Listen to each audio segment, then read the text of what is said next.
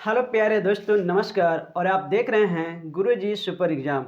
जी हाँ दोस्तों, JAC board 2024 के लिए जितने भी बच्चे तैयारी कर रहे हैं उसके लिए सोशल साइंस का जो चैप्टर है यूरोप में राष्ट्रवाद का उदय, उससे संबंधित कुछ प्रश्न लेकर आया हूँ।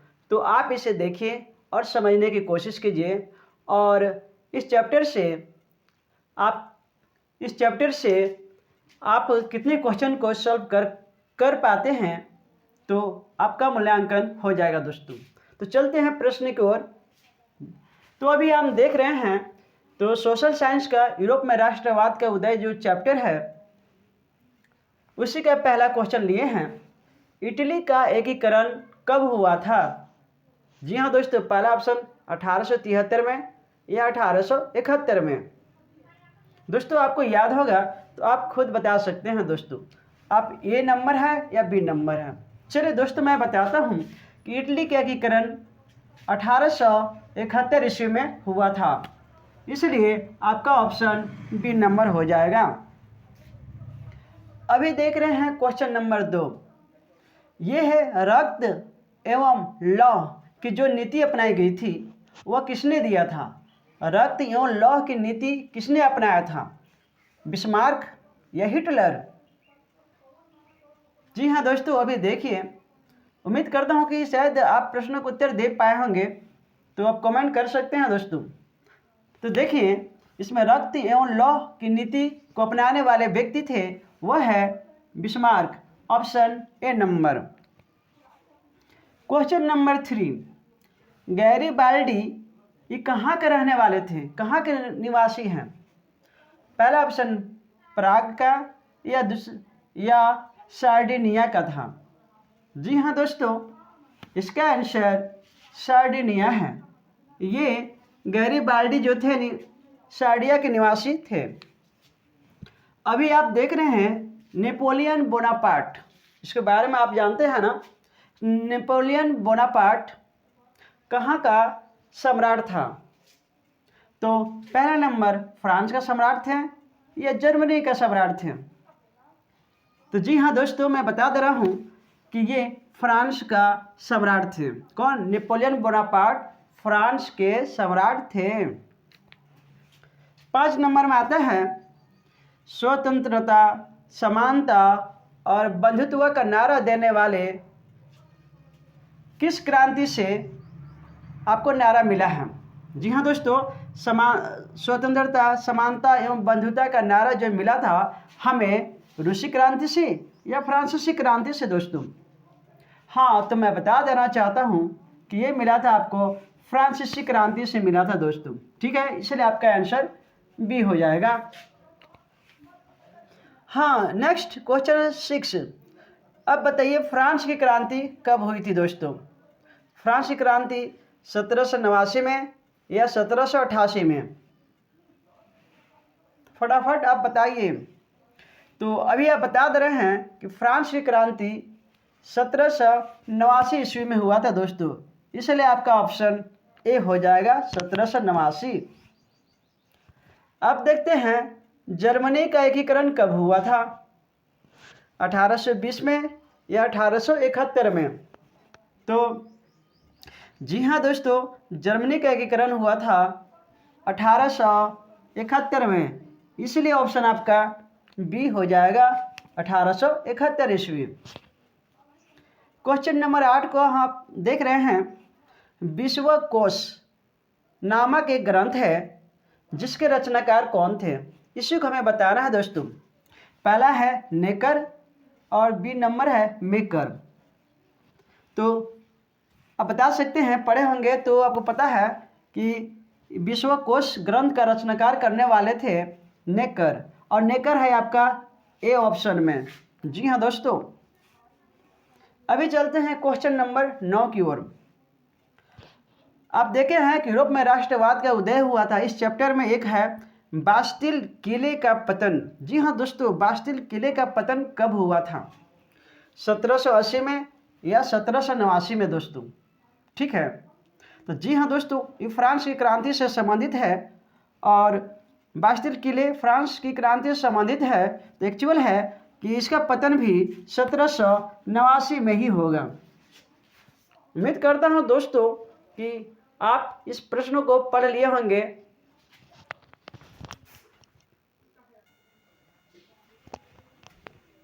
अभी आप देख रहे हैं क्वेश्चन नंबर 2, जो यूरोप में राष्ट्रवाद का जो उदय हुआ था उसी से संबंधित क्वेश्चन लेकर आया हूँ।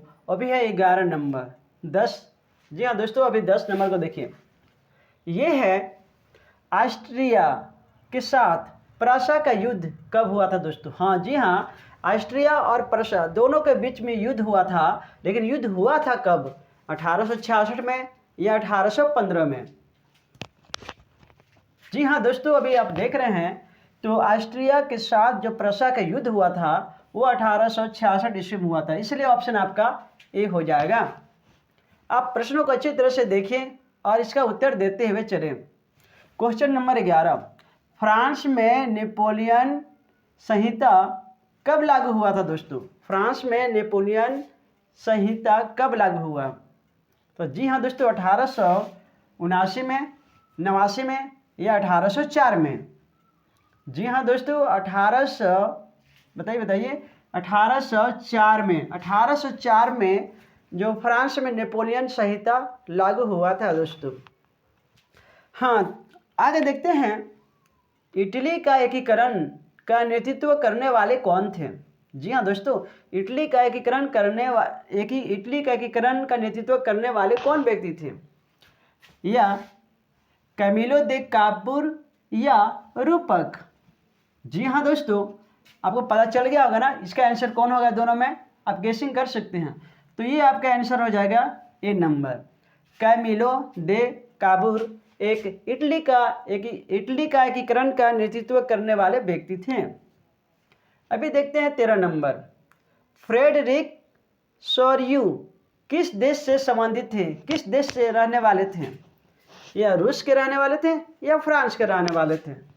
तो फ्रेडरिक सोर्यू ये फ्रांस के रहने वाले थे दोस्तों, इसलिए ऑप्शन इसका बी हो जाएगा। अब चलते हैं क्वेश्चन नंबर 14, बुर्बो राजवंश का शासन किस देश में था? ठीक है, एक बुर्बो राजवंश का शासन था, वह किस देश में था? फ्रांस में या जर्मनी में? तो जी हाँ दोस्तों, ये बुर्बो राजवंश का शासन था, वह फ्रांस देश के साथ संबंधित है। 15 नंबर क्वेश्चन में देख रहे हैं, बिस्मार्क जर्मनी का चांसलर बना। क्या? बिस्मार्क जर्मनी का चांसलर बना, लेकिन कब बना दोस्तों? 1872 में या 1871 में?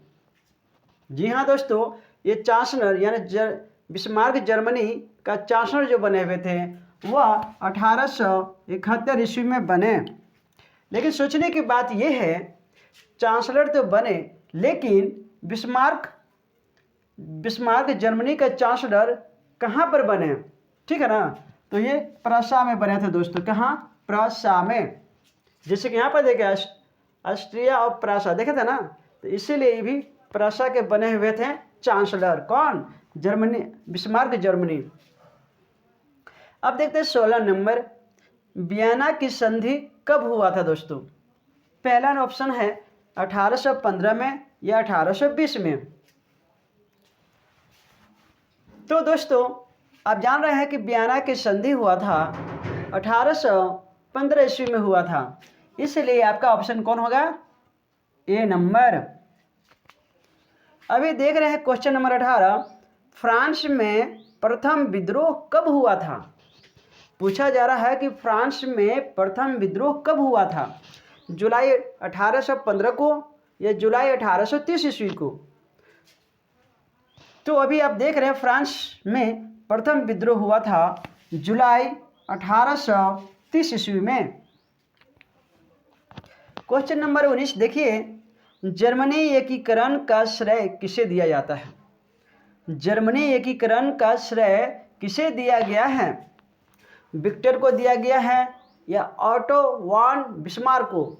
जी हाँ दोस्तों, अभी जर्मनी एकीकरण में हमेशा बिस्मार्क के बारे में पढ़ रहे हैं, तो इनका श्रेय बिस्मार्क जी को दिया जाएगा। ऑटो वॉन बिस्मार्क हैं, उन्हीं को जर्मनी एकीकरण का श्रेय दिया जाएगा। अब चलते हैं, यंग इटली सोसाइटी की स्थापना किसने की थी? यंग इटली सोसाइटी की स्थापना किसने की थी? पहला है लुईस 16वां या मेजिनी। तो दोस्तों यंग इंडिया सोसाइटी की स्थापना करने वाले मेजिनी थे। क्या है? मेजिनी।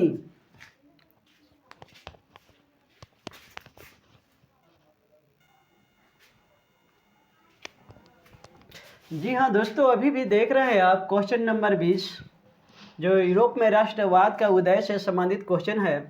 आप देखिए 20 नंबर कि फ्रांस की क्रांति का अग्रदूत किसे कहा जाता है? जी हाँ दोस्तों, फ्रांस की क्रांति का अग्रदूत किसे कहा जाता है? रूसो को या वॉल्टेयर को? जी हाँ दोस्तों, आपने पढ़ा है तो आपको पता ही होगा कि फ्रांस की क्रांति का अग्रदूत मिस्टर रूसो को कहा गया है दोस्तों, इसलिए ऑप्शन ए नंबर हो जाएगा। यानी रूसो को फ्रांस की क्रांति का अग्रदूत कहा जाता है। दूसरा 21 नंबर देखते हैं, सामाजिक उपबंध एक पुस्तक है, उस पुस्तक को लिखने वाले कौन है? विद्रोह है या रूसो है? जी हाँ दोस्तों, सामाजिक उपबंध नामक जो पुस्तक है उसको लिखने वाले रूसो है। और आगे देखते हैं क्वेश्चन नंबर 22 में, इटली कितने राष्ट्र में बंट गया था दोस्तों?